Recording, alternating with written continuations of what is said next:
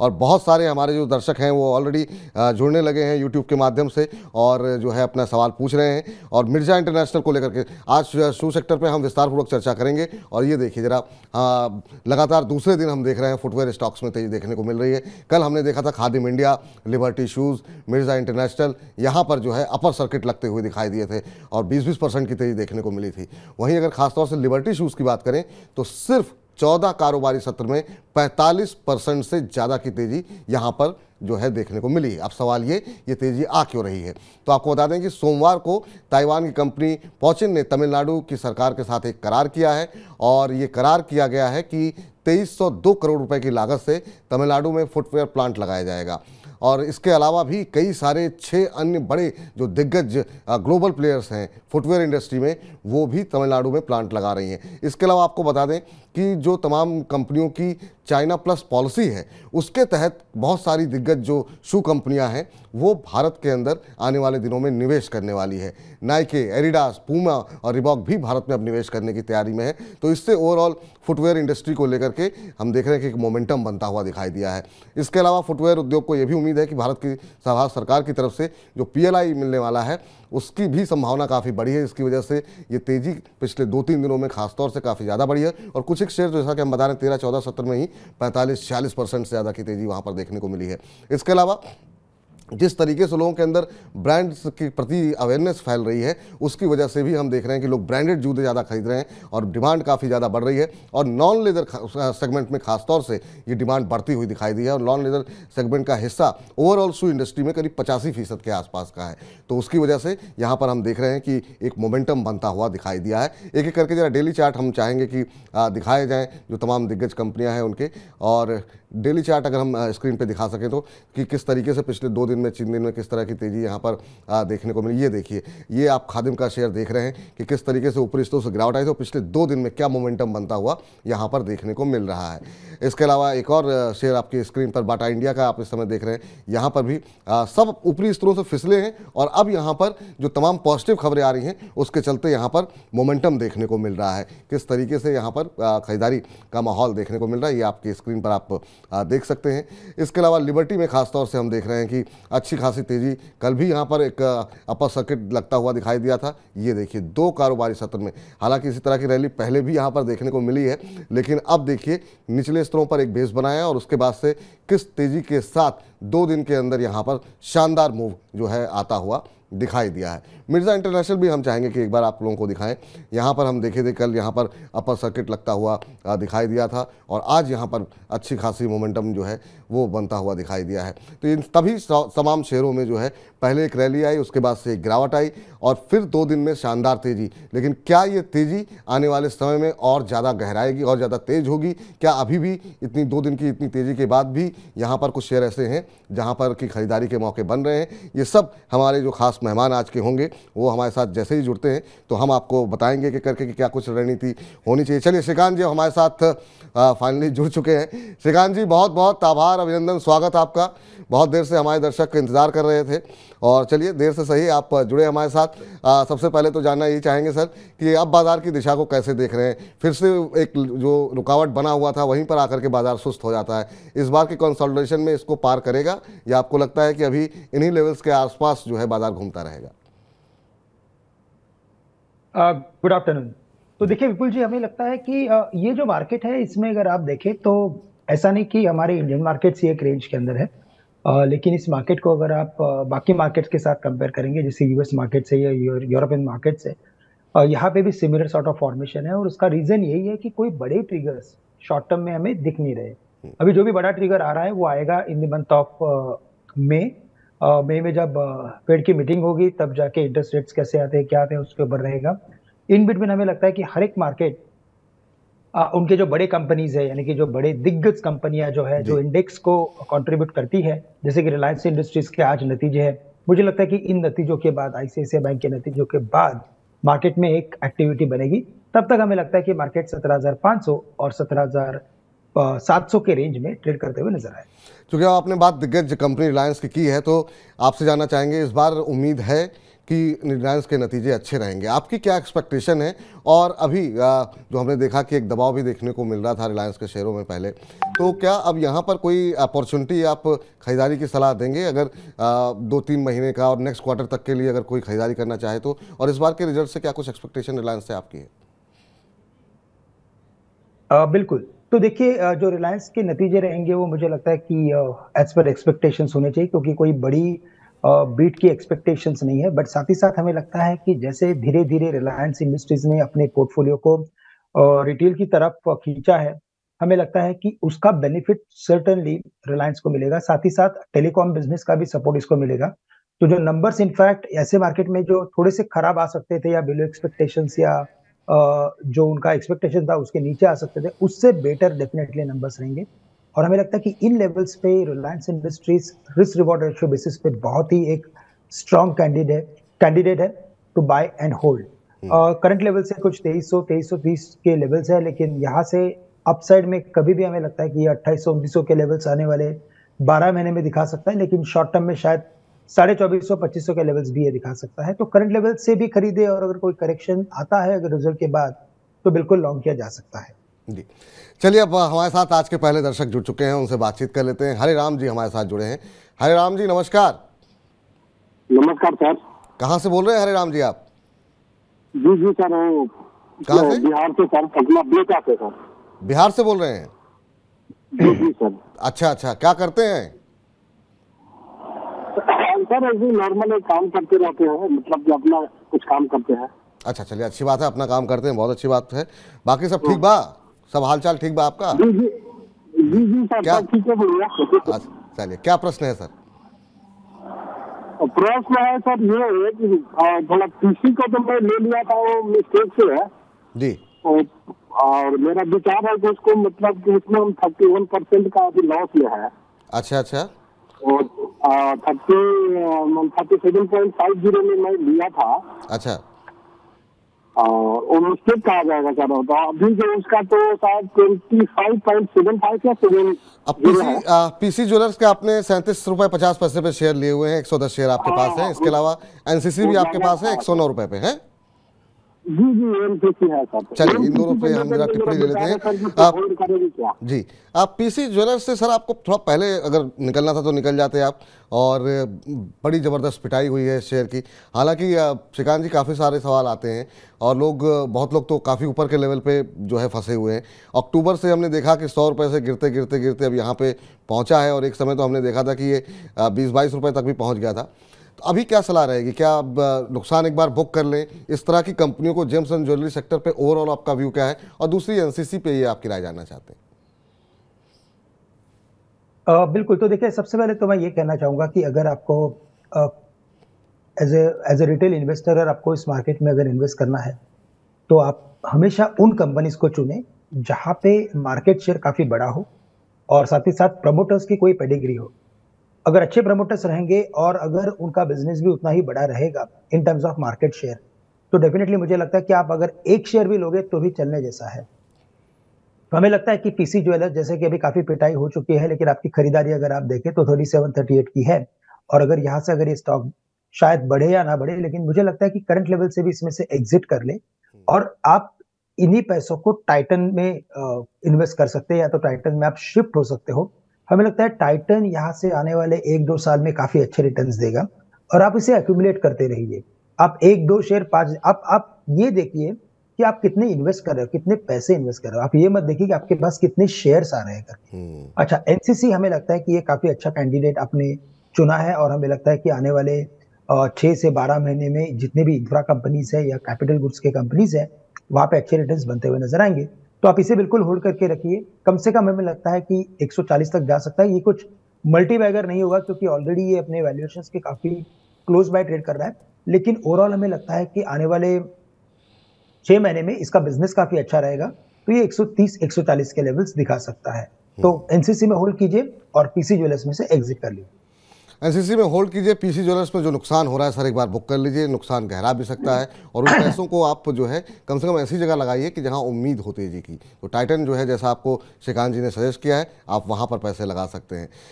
YouTube के माध्यम से तमाम लोग हमारे साथ जुड़ रहे हैं, और इन्होंने अपना नाम यूट्यूब पे नाम मेंशन नहीं किया है, लेकिन लेजेंडरी ब्रदर्स के नाम से इन्होंने अपनी आईडी बनाई हुई है और मिर्ज़ा इंटरनेशनल में निवेश करना चाहिए या नहीं ये जानना चाह रहे हैं। और मिर्ज़ा इंटरनेशनल ही क्यों, पिछले 2 दिन में सर हम देख रहे हैं जिस तरह की तेज़ी पूरे हम फुटवेयर सेक्टर के अंदर देख रहे हैं, और चाहे वो लिबर्टी हो, खादिम हो, इन सब में एक अच्छी खासी तेज़ी यहाँ पर देखने को मिल रही है, एक मोमेंटम बना हुआ है। आप कैसे देख रहे हैं इस तेज़ी को, और आपको कहीं पर भी ये संभावना दिखाई दे रही है, क्योंकि 2 दिन के अंदर यहाँ पर भी 2 दिन से अपर सर्किट लग रहा है, आज भी अपर सर्किट लगा हुआ है मिर्ज़ा इंटरनेशनल में, तो क्या अभी अपॉर्चुनिटी और बची हुई है, या आपको लग रहा है कि दूसरे जो शेयर नहीं चले हैं, जैसे रिलैक्सो में वैसी तेज़ी नहीं देखने को मिली जैसी मिर्ज़ा, लिबर्टी या खादिम में मिली है, वहाँ अपॉर्चुनिटी तलाश करनी चाहिए? बिल्कुल। तो देखिए कि जैसे ही सॉरी और जैसे ब्रॉड बेस्ड तेजी आती है मार्केट में, तब हमने देखा है कि लार्ज कैप से कंपैरिजन में और जो मिड कैप या स्मॉल कैप कंपनीज होती है उसमें काफी अच्छी तेजी देखने मिलती है। और अगर आप इस पर्टिकुलर इंडस्ट्री को देखें तो इस इंडस्ट्री में जो सबसे इंपॉर्टेंट पार्ट ये है कि वो पिछले अगर 6 या 8 महीने में देखेंगे तो अपने काफी क्रूशियल लेवल्स पे आ चुके थे। साथ ही साथ पीएलआई स्कीम का भी इस पर्टिकुलर सेक्टर को बेनिफिट मिल रहा है, और अगर पीएलआई स्कीम का अगर बेनिफिट मिलता है तो खादिम या मिर्जा टेनर्स जैसे जो कंपनीज होते हैं उनको इसका बेनिफिट काफी बड़ा आता है। साथ ही साथ अगर आप देखें तो इनके मल्टीपल्स अगर आप देखें तो काफी कम थे, यानी कि काफी लोअर लेवल्स पे थे मल्टीपल्स, लोअर बैंड पे थे। और जब मल्टीपल्स में एक्सपेंशन होने लगता है तो मल्टीपल्स के साथ साथ ईपीएस भी बढ़ता है, और अगर आप इन दोनों के कॉम्बिनेशन को देखें तो स्टॉक मल्टीबैगर होते हैं। इसी वजह से 30 रुपए वाला स्टॉक 50 रुपए के करीब आ चुका है। मिर्जा टेनर शायद 60 रुपए अभी हो जाएगा, तो ये डबल हो जाएगा with in just 4-5 days of time. तो ये एक लॉजिक है, लेकिन मुझे लगता है कि अगर यहाँ से एक लंबी अवधि का नजरिया लेना है तो हमें लगता है कि आपको फोकस करना है मेट्रो ब्रांड्स के ऊपर।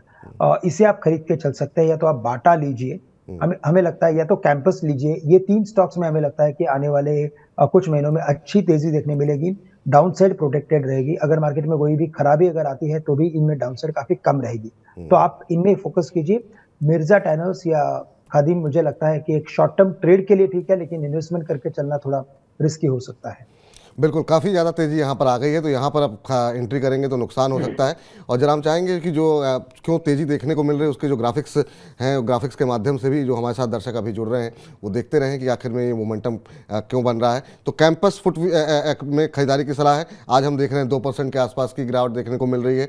इसके अलावा मेट्रो ब्रांड्स में खरीदारी की सलाह दी गई है, और बाटा इंडिया में भी खरीदारी की सलाह है, आज 1% के आसपास की तेज़ी यहाँ पर देखने को मिल रही है। तो यहाँ पर हम देख रहे हैं लिबर्टी शूज़ में, सर लिबर्टी पर भी आपकी एक राय जानना चाहेंगे। 14 कारोबारी सत्र में हम देख रहे हैं कि 45-46% का रिटर्न यहां पर आ चुका है। ये अब दूरी बना के रखनी चाहिए, क्योंकि ऑलरेडी काफी रैली यहां पर आ चुकी है, क्या सलाह रहेगी आपकी? बिल्कुल। तो देखिए वैसे लिबर्टी भी एक काफी स्ट्रांग ब्रांड है, लेकिन चूंकि ये काफी चल चुका है, यानी कि तकरीबन 180 के करीब ट्रेड कर रहा था, अभी 300 रुपये आ चुका है, तो हमें लगता है कि थोड़ा और इसमें सावधानी बरतनी जरूरी है। अगर यहाँ पे कोई करेक्शन अगर आता है 250, 230, 240 के रेंज के करीब अगर आता है, जहाँ पे इसमें एक इंपॉर्टेंट सपोर्ट बना हुआ है, अगर उन लेवल्स के करीब आता है तो बिल्कुल खरीदे। अदरवाइज हमें लगता है कि जो टॉप 3 कंपनीज है उनके ऊपर फोकस करना जरूरी है। जो टॉप 3 कंपनी है उस पर ही फोकस करना चाहिए। इस बीच लेजेंडरी ब्रदर्स की तरफ से ये भी कहा जा रहा है, या शांतनु दास जी का ये प्रश्न है कि सर पेनी स्टॉक्स में निवेश करना चाहते हैं, कोई मुझे पेनी स्टॉक्स बताइए। पहले तो ये सर कि ये जो कॉन्सेप्ट होता है पेनी स्टॉक्स का, वो थोड़ा हमारे दर्शकों को आप क्लियर कीजिए। दूसरा ये कि क्या पेनी स्टॉक्स में वाकई में पैसे लगाने चाहिए? बहुत लोगों को लगता है ये मल्टीबैगर साबित हो जाएंगे, 2-3 रुपए का शेयर कल को 20-30 रुपए हो जाएगा। इसको लेकर के जो आम निवेशकों के मन में धारणाएं हैं, उसको आप क्या कुछ कैसे हैंडल करना चाहेंगे? बिल्कुल। तो देखिए पेनी स्टॉक जो होते हैं, हमें ये नहीं सोचना है कि मैं पेनी स्टॉक लूंगा तो मल्टीपल पैसे बनेंगे। हमें ये देखना है कि पेनी स्टॉक का जो भी बिजनेस है, अब वो क्या बिजनेस है, और वो बिजनेस कितने आने वाले सालों में एक्सपैंड हो सकता है, तो वेदर उस बिजनेस को किधर से पुश मिल सकता है कि नहीं मिल सकता है। जैसे मैंने बताया कि अगर काफी लो मल्टीपल्स पे रहेंगे पेनी स्टॉक्स, तो वो मल्टीपल्स जैसे एक्सपैंड होते जाएंगे। और मल्टीपल्स कैसे बढ़ते हैं विपुल जी, अगर आप देखेंगे तो कि 2 के मल्टीपल वाला स्टॉक 3 के मल्टीपल्स पे चला जाता है, 3 के मल्टीपल्स वाला स्टॉक 5। जैसे कि आइशर मोटर्स अगर आप देखें, या तो टाइटन देखें, इनमें सब में यही हुआ था कि इनके मल्टीपल्स में एक्सपेंशन हुआ था। तो अर्निंग्स तो बढ़ती गई लेकिन मल्टीपल्स भी बढ़ते। आरबीएनएल बेस्ट एग्जांपल है बिल्कुल। जो 30-35 रुपए के करीब ट्रेड कर रहा था। और जैसे ही ये ये गवर्नमेंट में जैसे इस गवर्नमेंट ने जैसे रेलवे के ऊपर फोकस करने की शुरुआत की, हमने तब से देखा कि जितने भी रेलवे के रिलेटेड स्टॉक्स थे, टीटागढ़ वैगन से लेकर मैं कह सकूंगा आरवीएनएल, इन सभी में हमने अच्छी तेजी देखी।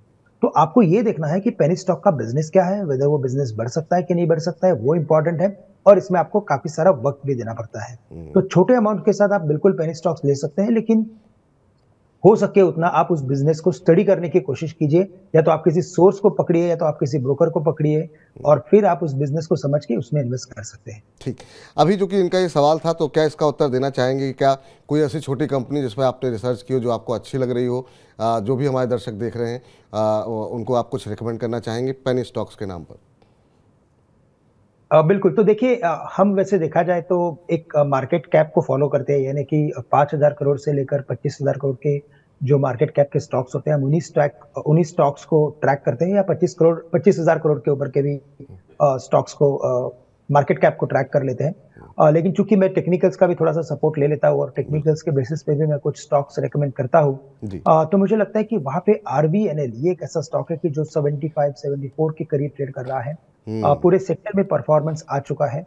और हाल ही में अगर आपने देखा जाए तो इसके न्यूज़ फ्लो को अगर आप देखते हैं, तो इसने कई सारी दिग्गज कंपनियों के साथ टाई अप करके अपने बिजनेस को बढ़ाने की कोशिश में है। तो हमें लगता है कि आरवीएनएल रेल विकास रेल निगम, विकास निगम लिमिटेड, जी। इसे बिल्कुल लॉन्ग किया जा सकता है, इन्वेस्टमेंट इसमें की जा सकती है। और यहाँ पे आप स्टॉप लॉस थोड़ा बड़ा रखिए, 50 रुपए का स्टॉप लॉस रखिए, और हमें लगता है कि ये स्टॉक इवेंचुअली 150 या 175 के लेवल्स दिखा सकता है, विच विल टेक टाइम। ऐसा नहीं कि कल के कल हो जाएगा, ये शायद 1 साल से लेकर 3 साल का व्यू पकड़ के चलिए, लेकिन इसमें काफी अच्छे पैसे और यानी कि काफी अच्छे रिटर्न्स बन सकते हैं इन द फ्यूचर, लेकिन 50 रुपए का स्टॉप लॉस रखना जरूरी है। तो 50 रुपए का स्टॉप लॉस लगाइए। और देख रहे थे अभी हम जैसे चार्ट्स में कि किस तरह का मोमेंटम यहाँ पर बनता हुआ दिखाई दे रहा है, और ये मोमेंटम बनता हुआ आगे दिखाई देगा। 1 साल, 2 साल, 3 साल के नज़रिए के साथ यहाँ पर आपके पैसे डबल हो सकते हैं। अभी 77 रुपये 80 पैसे पे चल रहा है, और अभी 2 दिन पहले ही हमने बाकायदा रेलवे स्टॉक्स पर काफ़ी विस्तारपूर्वक चर्चा की थी, और उस दिन आशीष महेश्वरी जी शायद हमारे साथ जब मौजूद थे, और आशीष जी ने भी आरवीएनएल के बारे में काफ़ी अच्छी बातें बताई थी, और वो भी यहाँ पर काफ़ी बुलिश, रेलवे खासतौर से आरवीएनएल पे वो काफ़ी बुलिश दिखाई दे रहे थे। और आज श्रीकांत जी की तरफ से भी जो एक रिकमेंडेशन आई है वो आरवीएनएल को लेकर के है। तो आरवीएनएल पे आप 1-2 साल 3 साल के नज़रिए के साथ निवेश की योजना बना सकते हैं। तो उम्मीद करते हैं सर कि आपने जो सवाल पूछा उसका उत्तर आपको मिल गया होगा, और शेयर जो है आपको जो बताया गया है उस पर आप अपने जो किसी फाइनेंशियल एडवाइज़र की मदद से आप निवेश कर सकते हैं। इस बीच जो है हरप्रीत कौर जी ने प्रश्न पूछा है, और हरप्रीत कौर जी जानना चाह रही हैं इंगरसोल रैंड के बारे में, और कह रही हैं कि इसका भविष्य आपको कैसा लग रहा है। श्रीकांत जी से उनका प्रश्न है, और साथ ही साथ ये जानना चाह रही हैं कि क्या ये डीलिस्टिंग कैंडिडेट है, क्या यहाँ पे डीलिस्टिंग हो सकती है कंपनी की, हो सकता है इनको कहीं किसी से जानकारी मिली हो, तो उसके बारे में आपसे थोड़ा समझना चाहती हैं इंगरसोल रैंड के बारे में सर। इंगरसोल रैंड बिल्कुल। तो देखिए, अगर इस पर्टिकुलर स्टॉक को काफी अगर क्लोजली देखें, तो इसने लगभग 2015 में इसके जो दाम थे वो तकरीबन 1,000 रुपए के करीब के थे, और 1,000 से स्टॉक लगातार गिरते गिरते 400-500 रुपए के करीब आया था। इन द मंथ ऑफ मार्च, यानी कि कोविड के दौरान अगर आप देखें तो 500-600 के करीब इसने काफी बड़ा वक्त निकाला था, लेकिन अभी अगर आप देखें तो वहां से ये 6 गुना हो चुका है। कैपिटल गुड्स इंजीनियरिंग सेक्टर में ये आने वाला स्टॉक है, और अगर देखा जाए तो आने वाले दिनों में जैसे कि ओवरऑल कैपेक्स में जो गवर्नमेंट की तरफ से बढ़ोतरी होती जा रही है, और साथ ही साथ अगर ऐसा ही कैपेक्स अगर प्राइवेट प्लेयर्स करते हैं, तो इन सब कंपनीज के लिए काफी फायदेमंद हो सकता है। अगर इस कंपनी को देखें तो अपने खुद के विस्तार के साथ साथ उन्होंने इन्वेस्टर्स को भी खुश किया है, काफी अच्छे कई बार उसने डिविडेंड दिए हैं, और it's a very good dividend paying company.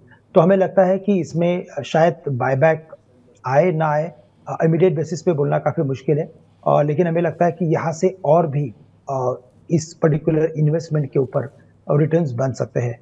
तो with a long term view, with a view of at least next 1 to 2 years, इसे होल्ड करके रखें। कोई भी करेक्शन अगर आए तो इसमें और खरीदने की सलाह बनेगी। तो कोई करेक्शन आए तो यहाँ पर और ज़्यादा खरीदारी की जा सकती है। इन सब के बीच में ज़रा अपने दर्शकों को एक बार फिर से बता दें कि अगर आप भी जुड़ना चाह रहे हैं तो हमसे बहुत आसानी से जुड़ सकते हैं। श्रीकांत जी से कोई प्रश्न आपके मन में है तो अपनी दुविधा दूर कीजिए। 9311121874 ये हमारा व्हाट्सएप नंबर है जिसके माध्यम से आप हमारे साथ जुड़ सकते हैं और आपका शेयर बाज़ार से जुड़ा कोई भी तरह का प्रश्न हो आप हमें भेजिए। लेकिन हाँ, सवाल थोड़ा विस्तार से पूछिए। कितने शेयर ले रखे हैं, किस भाव पर ले रखे हैं, कितने समय तक होल्ड कर सकते हैं और आपका लक्ष्य क्या है उस शेयर को खरीदने के पीछे। पोर्टफोलियो अगर आपका है तो भेजिए, वो आपके पोर्टफोलियो में कौन से शेयर होने चाहिए, कौन से नहीं होने चाहिए, ये तमाम जानकारी आप हमसे पूछ सकते हैं। लेकिन सवाल जितने विस्तार से आप पूछेंगे तो उतने ही विस्तार से हम अपने एक्सपर्ट से प्रयास करेंगे कि आपको उत्तर भी मिले। चलिए, अमित जी हमारे साथ जुड़े हुए हैं प्रश्न पूछने के लिए। अमित जी नमस्कार। चलिए, लगता है अमित जी सुन पा रहे हैं। चलिए, लगता है अमित जी से संपर्क हमारा टूट गया है, लेकिन उनका प्रश्न जरा स्क्रीन पर ले आइए। उनका प्रश्न हम चर्चा में ले आते हैं और पूछते हैं कि आखिर में क्या जानना चाह रहे हैं अमित जी। तो अमित जी का प्रश्न ये है कि अच्छा, अल्काइल अमाइंस के शेयर इन्होंने होल्ड किए हुए हैं 2021 से और 2700 रुपये की इनकी खरीद है और ये जानना ये चाह रहे हैं कि क्या इन्हें और होल्ड किया जाए। हालांकि ये कह रहे हैं कि 3-4 साल तक ये होल्ड कर सकते हैं, लॉन्ग टर्म का नज़रिया है। सर कैसे देख रहे हैं आप? बिल्कुल, तो देखिए यहाँ पे अगर देखा जाए तो जो जितने भी केमिकल्स और इस पर्टिकुलर इंडस्ट्री से जितने भी स्टॉक्स थे उनमें हमने काफ़ी बड़ी तेज़ी देखी थी जब कोविड के दौरान इसमें ये पर्टिकुलर सेक्टर में तेज़ी बनी थी और उसके बाद एक वॉर की भी शुरुआत हुई थी यूक्रेन और रशिया में। उसके बाद भी अगर आप देखें तो इसमें overall because of shortage and because of the this thing क्या बोल सकता हूँ मैं कि ESG ये नॉर्म्स को फॉलो करते हुए ऐसी सब कंपनीज में काफ़ी अच्छा सेल्स बना, काफ़ी अच्छे लेवल्स उन्होंने रीच किए। जैसे 4500 के करीब कभी ये स्टॉक था, अभी ये 2500 के करीब आ चुका है। बट हमें लगता है कि इसने काफ़ी अच्छा करेक्शन कर लिया है। शायद थोड़ा वक्त और ले सकता है, लेकिन प्राइस वाइज करेक्शन एक्सपेक्टेड नहीं है।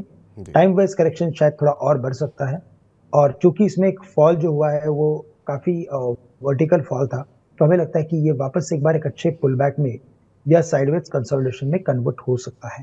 तो करंट लेवल्स में हमें लगता है कि शायद 2250 से लेकर 2300 की गुंजाइश है, लेकिन अगर इसमें रिबाउंड अगर बनता है तो ये स्टॉक वापस 3500 से लेकर 4000 के भी लेवल्स दिखा सकता है। तो बिल्कुल इसे होल्ड करके रखें और अगर आपकी इन्वेस्टमेंट्स अगर ऊंचे दामों की है तो आप एवरेज कीजिए। बट जैसे अभी आपने बताया, मुझे लगता है 2300 के करीब की आपकी खरीदारी है, तो बिल्कुल आप इसे पकड़ के रखिए और 3000 के करीब आप इसमें से कुछ मुनाफा वसूल सकते हैं। जी चलिए, इस बीच सर एक और शेयर पे जरा हम चर्चा करना चाहेंगे। नतीजे आए, नतीजों के बाद काफ़ी अच्छी तेज़ी रही और साइंट की बात हम कर रहे हैं। जरा पहले तो जरा क्यों आज तेज़ी देखने को मिल रही है वो जरा अपने दर्शकों को ग्राफिक्स के जरिए दिखाते हैं। जो कंपनी के नतीजे जो है वो उम्मीद से बेहतर रहे और ख़ासतौर से कंपनी को इस तिमाही में 5 नए ऑर्डर भी मिले हैं। चौथी तिमाही में अच्छे नतीजों के चलते यहाँ पर आज तेज़ी देखने को मिल रही है। 320% का कंपनी ने 16 रुपये का डिविडेंड भी यहाँ पर चौथी तिमाही में दिया है।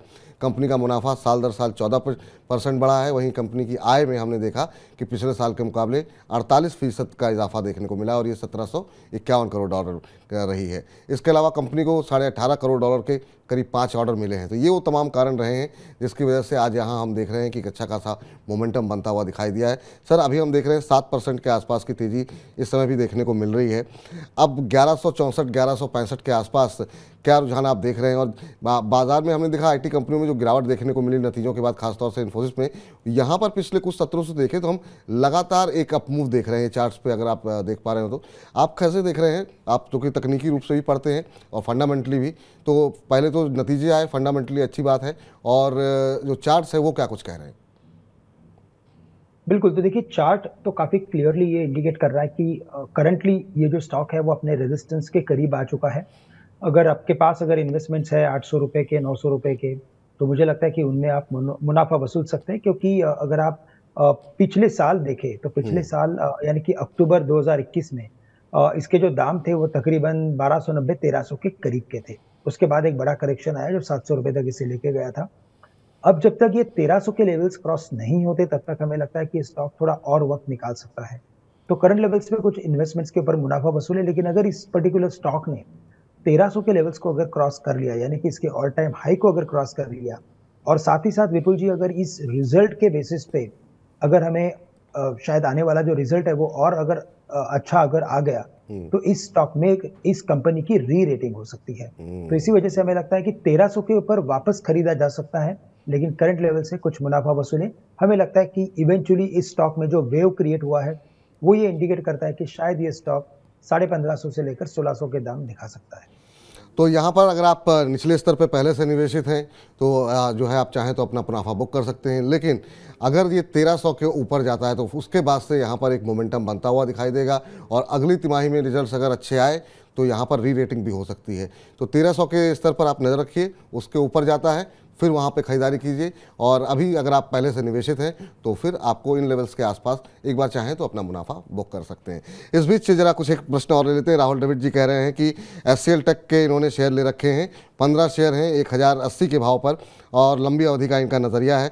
IT पे सर क्या व्यू है आपका? बहुत परेशान किया लोगों को और ऊपरी स्तरों से काफ़ी करेक्ट भी हुए, और इन्फोसिस जैसी दिग्गज कंपनी हमने देखा कि एक दिन में 15% तक टूट गई रिजल्ट्स के बाद। अभी ओवरऑल IT पे लेकर के क्या व्यू है सर आपका? और देखिए विपुल जी, आईटी के लिए बहुत सारी क्वेरीज है और हमारे क्लाइंट्स के पास भी काफ़ी सारा इन्वेस्टमेंट है। कई लोगों ने कम किया था लेकिन वापस इन्वेस्टमेंट करने की शुरुआत की, लेकिन वापस जैसे ही फेड ने बताया कि मैं और रेट्स बढ़ाऊंगा तो इसमें वापस मायूसी आई है। लेकिन हमें लगता है कि हमारे आईटी सेक्टर को हम ग्लोबल के आईटी सेक्टर के साथ डायरेक्टली कोरिलेट नहीं कर सकते। हमें लगता है वहाँ के बैंक सेक्टर को देखना काफ़ी ज़रूरी है। अगर ग्लोबल लेवल पे अगर बैंक सेक्टर में अगर कोई बड़ी दिक्कतें आती है तब जाके अपने आईटी सेक्टर को कुछ इम्पैक्ट आता है, क्योंकि यहाँ पे जितने भी आईटी कंपनीज है वो BFSI सॉल्यूशंस में एक्सपर्ट है और उसी का बिजनेस सबसे ज्यादा करते हैं। इसके बाद जो बिजनेस है वो क्लाउड बिजनेस है, और इसी वजह से हमें लगता है कि थोड़ा आईटी में एक प्रेशर बना हुआ है। इन्फोसिस जो इसका लीडर है उसके नंबर्स थोड़े से डिसअपॉइंटिंग थे, उसी वजह से और वीकनेस देखने मिला है। लेकिन हमें लगता है कि जैसे ही यूएस में जो इंटरेस्ट रेट की जो बातें चल रही है वहां पे जैसे नरमी आएगी, या तो वहां पे जैसे ही वो लोग कहेंगे कि अभी यहाँ से हम लोग रेट कट करेंगे या तो पॉज करेंगे, उसके बाद आप देखना कि हमारे जितने भी स्टॉक्स है आईटी के उनमें एक अच्छी खासी तेजी देखने मिलेगी। तो ये काफी अच्छा इन्वेस्टमेंट का आपके लिए वक्त है। आप इन्वेस्टमेंट्स करते रहिए। काफी सारे कंपनीज फंडामेंटली अब they are very strong. Earnings थोड़े कम हो रहे हैं लेकिन इवेंचुअली हमें लगता है कि इसमें काफी अच्छा ग्रोथ बनेगा। और HCL टेक्नोलॉजीज काफी अच्छे नंबर्स है, इनफैक्ट देखा जाए तो एज बिलो अबव एक्सपेक्टेशंस है, उसने एक्सपेक्टेशंस को बीट किया है। हमें लगता है डाउनसाइड प्रोटेक्टेड है लेकिन स्टॉक 1200 1250 तक आने वाले कुछ महीनों में जा सकता है। तो 1200-1250 का आने वाले समय में ही जा सकता है। आपका तो नज़रिया राहुल जी लंबी अवधि का है, तो बने रहिए, निश्चिंत रहिए, आने वाले समय में आपको अच्छे रिटर्न यहाँ पर आते हुए दिखाई देंगे। इस बीच जब आप जुड़ते हैं तो लोग हर तरह के सवाल पूछते हैं। जैसे गोल्ड पे सवाल आ गया हमारे पास, आज एक सवाल आया है निफ्टी IT ETF को लेकर के। कह रहे हैं कि क्या ये सही समय है निफ्टी IT ETF को खरीदने का, और क्या आप ETF से सर कोई रिकमेंड करना चाहेंगे?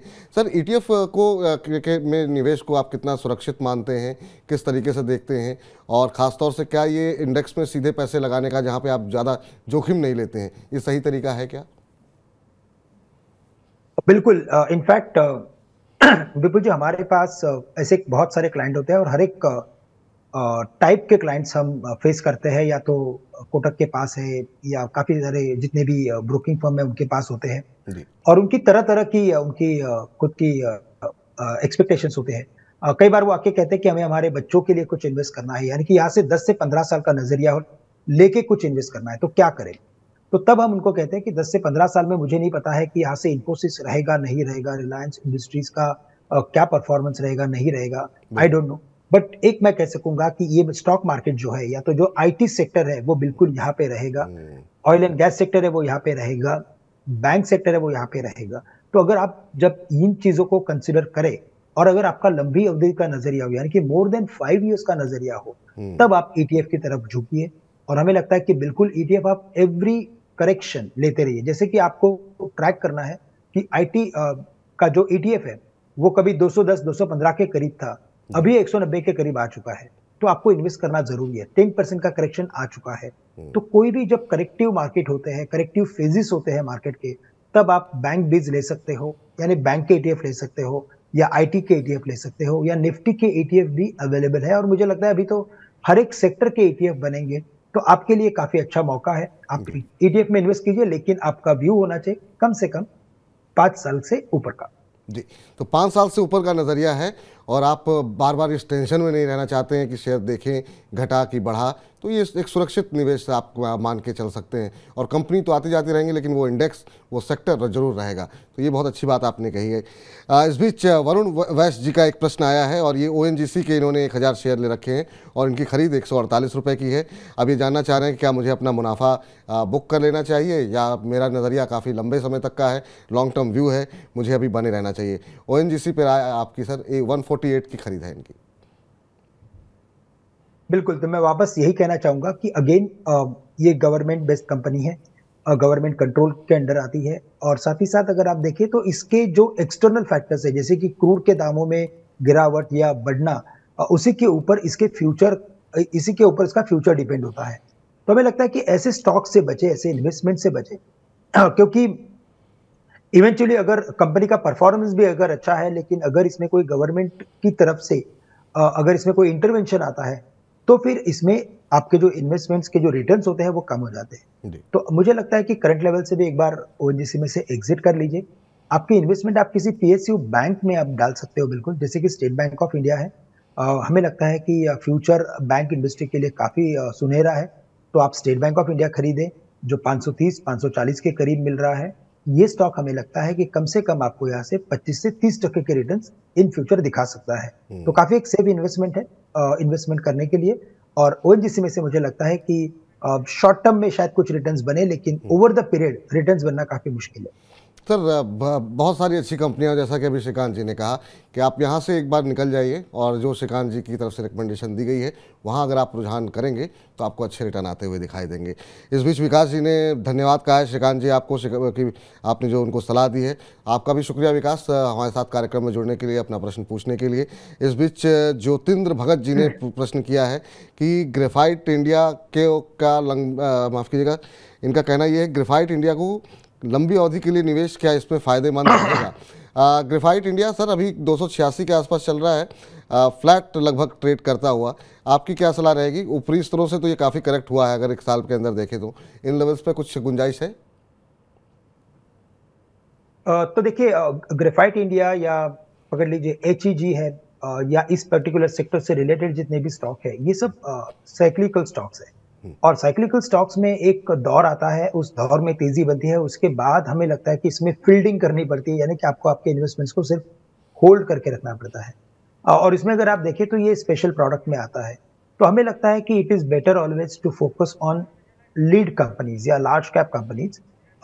तो आप टाटा स्टील पे फोकस कर सकते हो, या तो आप हिंडाल्को पे फोकस कर सकते हो। JSW स्टील है, जिसका अगर आप ग्रोथ देखेंगे तो एक्सपोनेंशियल ग्रोथ हुआ है इस पर्टिकुलर कंपनी का, और काफी अच्छे ट्रैक पे ये कंपनी ट्रेड कर रही है। तो हमें लगता है कि आप ग्रेफाइट में से एग्जिट कर लीजिए, या तो अगर आपको इन्वेस्टमेंट करना है तो आप टाटा स्टील, JSW स्टील या हिंडाल्को जैसे दिग्गज कंपनी में इन्वेस्ट कीजिए, जहां पे आपको ट्रेडिंग के मौके बार बार मिलते रहेंगे और डाउनसाइड काफी प्रोटेक्टेड रहेगी। जी, अब चूंकि कार्यक्रम समाप्त करने का वक्त आ गया है, चलते चलते कुछ शेयर, कुछ बातें आप हमारे दर्शकों से कहना चाहेंगे जो आपको लगते हैं वो अच्छे हो? बिल्कुल, तो देखिए, अभी मार्केट ने वैसे देखा जाए तो पिछले 10 या 15 दिनों में काफी हैरान परेशान करके रखा है, लेकिन उसका सबसे बड़ा रीजन ये है कि कोई बड़े ट्रिगर्स नियर टर्म में हमें दिख नहीं रहे। इसी वजह से मार्केट एक स्लगिश एक्टिविटी में कन्वर्ट हो चुका है। लेकिन यही आपके लिए मौका है, आप गिरावट का मौका लीजिए, फायदा लीजिए, और उस पर्टिकुलर गिरावट में आप इन्वेस्टमेंट्स के मौके ढूंढ सकते हो। हमें लगता है कि यहाँ से 1 साल के ऊपर का अगर आपका इन्वेस्टमेंट का अगर नजरिया है तो आपके काफी अच्छे रिटर्न्स बनेंगे। With a very short term view आपको हर एक असेट क्लास के ऊपर फोकस करना है, लेकिन अगर आपको किसी एक सेक्टर के साथ जुड़ा रहना है for a longer run, for long term, तो बिल्कुल आप इक्विटी को चुनिए।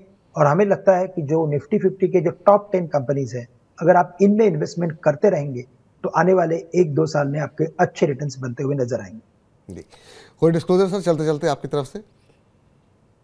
तो देखिए, जितने भी स्टॉक अभी हमने रेकमेंड किए वो स्टॉक्स मेरे पोर्टफोलियो में नहीं है, लेकिन यस, हमने हमारे क्लाइंट्स को और हमारे ग्रुप ऑफ कंपनीज को कई बार रेकमेंड किए हैं, तो शायद उनके पोर्टफोलियोज में हो सकते हैं, लेकिन पर्सनली मेरा इसमें कोई इन्वेस्टमेंट नहीं। श्रीकांत जी, बहुत बहुत शुक्रिया, धन्यवाद, आभार आपका अपना महत्वपूर्ण समय देने के लिए। और आपसे यही निवेदन रहेगा कि समय समय पर हम लोगों को समय देते रहिए, ताकि जो हमारे दर्शक हैं वो आपके ज्ञान से लाभान्वित होते रहें। बहुत बहुत शुक्रिया सर। बिल्कुल बिल्कुल, आपने मुझे मौका दिया, बहुत ही जी, तहे दिल से मैं कहूँगा कि बहुत शुक्रिया। अरे सर, बहुत बहुत शुक्रिया सर आपका। आप ऐसे ही कार्यक्रम में आते रहिए। बहुत बहुत धन्यवाद आपका। तो फिलहाल अब कार्यक्रम को समाप्त करने का वक्त आ गया है, लेकिन आपको बता दें कि बात सिर्फ शेयर बाज़ार की नहीं है, बात पर्सनल फाइनेंस को लेकर के बाकी जो निवेश के विकल्प हैं उनकी भी है। जी हाँ, अब इसीलिए हेलो मनी 9 दिन में 2 बार आता है, और चूंकि अक्षय तृतीया आने वाली है, उसको लेकर के सोने में निवेश की आपकी क्या तैयारियां होनी चाहिए, अभी निवेश करना चाहिए, नहीं करना चाहिए, सोने में किस तरह के रिटर्न मिलेंगे, सोना चमकेगा या इतनी चमक के बाद फीका पड़ेगा, ये तमाम जानकारी आपको शाम 7 बजे आप जुड़िए हमारे साथ। मनोज कुमार जैन जी होंगे पृथ्वी फिनमार्ट के, और प्रियंका संभव जी होंगी उनके साथ बातचीत करने के लिए। तो विस्तार पूर्वक आपका भी कोई प्रश्न होगा गोल्ड इन्वेस्टमेंट को लेकर के, तो शाम 4 बजे लगातार लाइव जुड़ करके हमारे साथ अपने प्रश्न का उत्तर जानिए। तो चलिए फिलहाल अब इस कार्यक्रम को समाप्त करते हैं, और जो तमाम दर्शक धन्यवाद कर रहे हैं उनका बहुत बहुत धन्यवाद सर। ज्योतिंद्र भगत जी कह रहे हैं शुक्रिया, बहुत बहुत शुक्रिया आप लोगों का कि इस कार्यक्रम में आप जुड़े रहे, और सवाल पूछना बंद मत कीजिए, सवाल भेजते रहिए, क्योंकि अब तो हर रोज़ हम सोमवार से शुक्रवार आपके साथ जुड़ रहे हैं। सोमवार को एक नए खास मेहमान के साथ जुड़ेंगे, तो अपने प्रश्न भेजते रहिए 9311211874 पर। फिलहाल के लिए इजाज़त दीजिए, नमस्कार। लेकिन मनी 9 के साथ लगातार बने रहिए।